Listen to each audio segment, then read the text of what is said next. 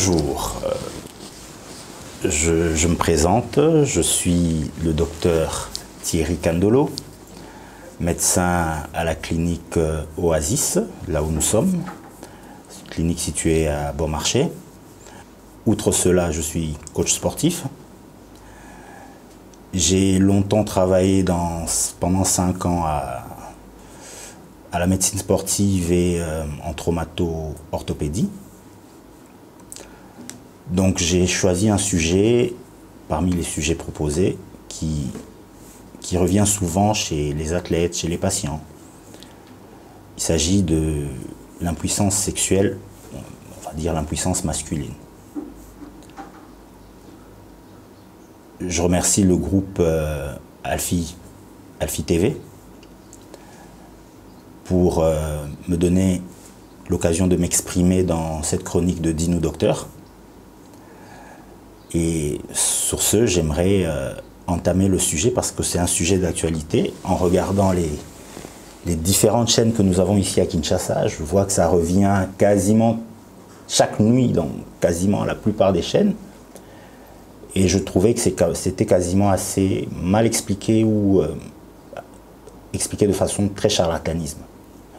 L'impuissance sexuelle, on va commencer par la définition Google, Harrison et tout ça, se définit par l'impossibilité de développer ou de maintenir une érection suffisamment rigide pour assurer la copulation pendant une durée suffisante et nécessaire. Donc dans cette définition, on a tout dit. L'impossibilité de développer, maintenir, et on a dit érection suffisamment rigide pour assurer copulation pendant le temps nécessaire à la copulation. Les éléments qui arrivent à troubler la nature sexuelle de l'homme, elles sont 1, psychiques et 2, physiques. Il n'y a que ces deux-là. Pour la plupart des causes, on va dire des causes psychiques, c'est le stress qui régit actuellement tout homme. Et le stress ne va en augmentant qu'au fur et à mesure qu'on prend de l'âge jusqu'à la mort en fait. Et si on sait se limiter par le stress, on comprendra que un enfant de 14 ans qui vit chez ses parents, nourri, habillé, tout ça, a moins de stress que le parent lui-même qui doit penser à nourrir femme et enfants et tout ça. Donc on dit que les jeunes ont une érection tonitruante pendant que les vieux ont des érections beaucoup moins consistantes. Cela n'est noté que par le stress que les deux sujets subissent. L'un n'en subit pas et l'autre en subit le plus. Donc sur ce, on va parler du stress et du mécanisme que le stress a sur nous. Il est dit que sur nous, le stress a d'abord agi sur notre mental. Or, je vais m'arrêter pour faire des petites données physiologiques. Quand on parle du mental, on pense au cerveau. Et tout ce qui arrive à stimuler une érection, c'est les hormones de testostérone chez l'homme qui produites, stimulent une érection. L'hypothalamus induit l'hypophyse qui va induire au niveau des testicules une production de testostérone et l'homme aura la virilité naturelle dont il aura besoin. Mais il se fait que quand le mental est affecté, vous comprendrez que le cerveau est affecté, l'hypothalamus travaille moins, l'hypophyse encore moins, et ça va engendrer tout ce qui va se passer comme problème érectile chez le sujet qui viendra consulter. J'ai lu dans un diagramme de stress, on disait que le stress, d'un point de vue mental, nous provoquer des inquiétudes, des cauchemars, des indécisions, des problèmes de concentration, des décisions hâtives, des pensées confuses et des jugements perturbés. Donc dans tout ça, on est dans un déséquilibre cérébral. Et d'un point de vue des émotions, nous allons avoir une perte de confiance, une irritabilité, la dépression, des apathies, des peurs. Ça va induire notre comportement qui, pour ceux qui ont la boulimie, vont manger excessivement, d'autres vont se laisser aller à mourir de faim. Donc il y aura une perte d'appétit aussi, et il y aura dans le comportement, comme on dit, la perte de la libido, le sujet dont je vous parle actuellement. Il y aura des addictions, tabac, drogue, alcool, des problèmes de sommeil, des agitations et des maladresses. Donc tout ceci va induire sur des corps des maladies sur tous les systèmes. Parce que le cerveau induit les battements cardiaques, induit la fonction rénale, fonction hépatique. On aura des troubles dans tous les systèmes, même le système cutané, parce que là, il y a des gens souvent qui souffrent d'urticaire. Ils sont là en train de se gratter, mais ils n'ont même pas de boutons. C'est un genre d'agitation, un tic ou un toc, comme ça se dit. Donc pour ceux qui ont ce genre de problème, parce que je reviens toujours en disant que je suivais des émissions des médecins sexologues, sur ce paramètre, je pense que la médecine conventionnelle que je fais ne résolvera pas le problème. Il y a la médecine spécialité qui est la neuropsychiatrie qui peut aider suffisamment ces personnes à reprendre confiance en soi, à bien gérer leur stress. Et ça, je n'ai entendu dire ça nulle part. On se dit, venez, on va vous donner tel médicament, on va vous donner ça, on va vous faire. Or, le stress est l'élément moteur de tous les problèmes d'érection masculine. Parce qu'à l'homme, aujourd'hui, dans le monde entier, je ne veux pas dire que l'homme congolais en particulier, on lui en demande beaucoup trop. Pour faire rire, on lui demande une dot de plus de 500 $. On lui demande de nourrir femme, enfant, foyer, c'est-à-dire d'être le maître. Et dans les conditions économiques actuelles, c'est quasiment déprimant. Donc à ces personnes, il y a des traitements psychologiques auxquels ils doivent être soumis. Malheureusement, on va dire que les pasteurs ont essayé de remplacer un peu ce traitement psychologique, parce qu'il y en a d'autres qui sont à la fois pasteurs et motivateurs et ils aident d'autres personnes. Mais l'idéal, c'est que si vous venez me voir, je vous dirai, allez voir tel neuropsychiatre, il va vous mettre sous anxiolytique, il va vous donner des conseils de vie, des hygiènes de vie, pour que cela n'arrive plus à se répéter. Et donc là, j'ai balayé le stress, on va dire, j'espère. Maintenant, la partie organique. La partie organique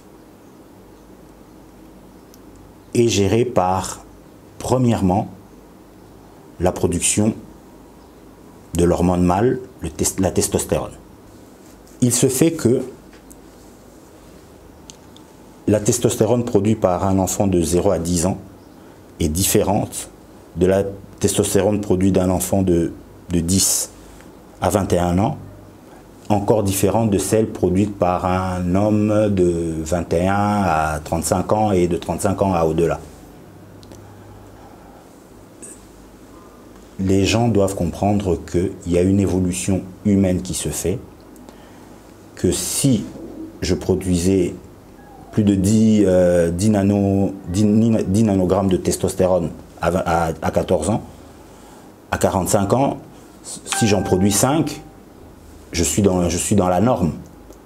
C'est-à-dire que c'est pour vous dire que si vous aviez des relations sexuelles pendant que vous aviez, dans votre adolescence, vous pouvez avoir des relations sexuelles chaque jour, il faut comprendre qu'après 45 ans, si je l'ai une fois la semaine, c'est déjà bon.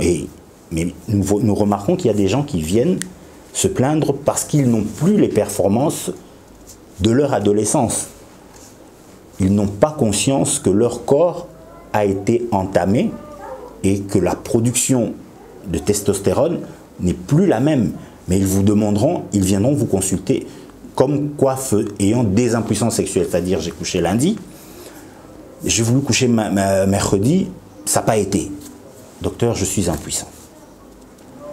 Donc il faut faire comprendre aux gens que chacun doit comprendre en fait la stature, sa position sociale, son âge adulte et ce que faire, adapter sa vie à sa tranche d'âge. Il faut savoir adapter sa vie à sa tranche d'âge.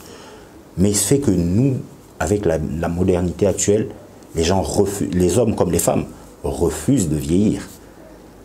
On veut rester le plus jeune possible pendant 100 ans. Et ça, il fallait être Moïse. Hein.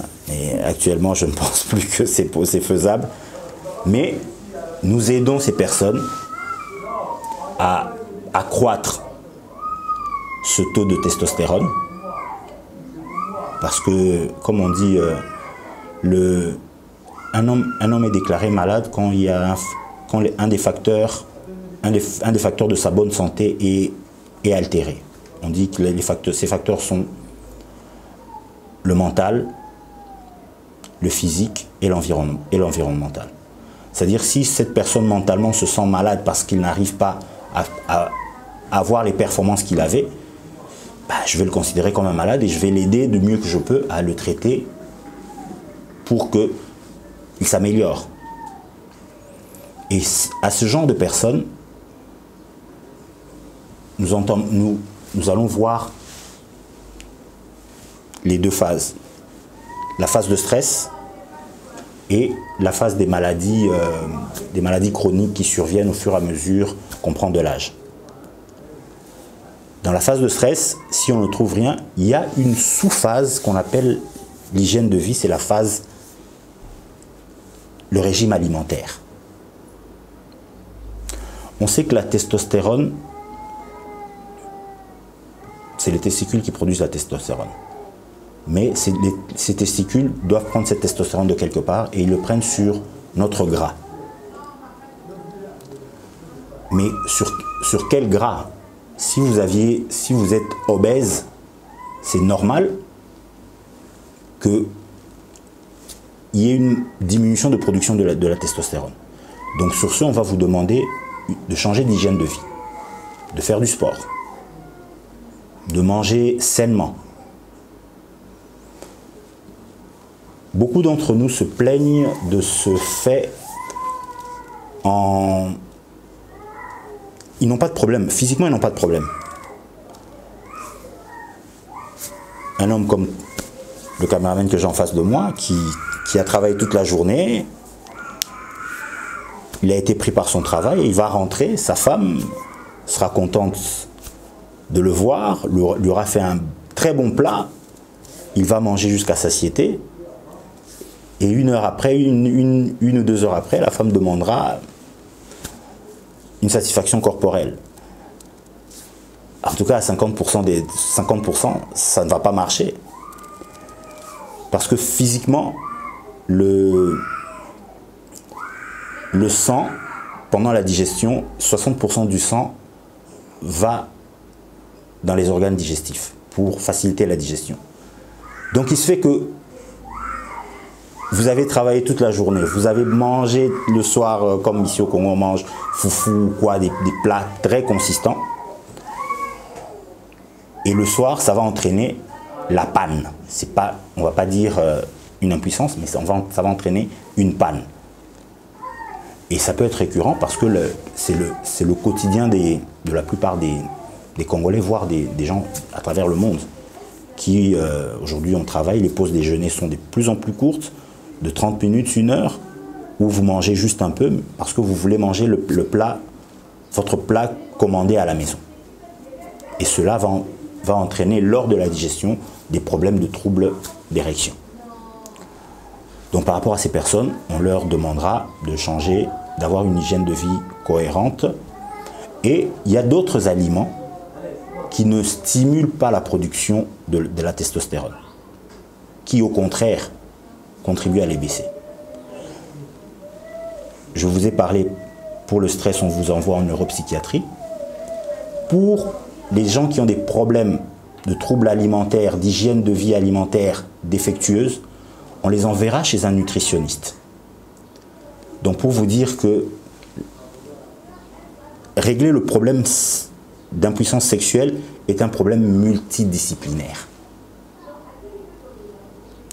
Je reviens toujours au fait que je trouve des gens suivre, aller consulter dans des, je sais pas, Kumukanga ou je sais pas quoi, des trucs bizarres, pour ces problèmes, pendant qu'il y a différentes étapes pour régler ce problème.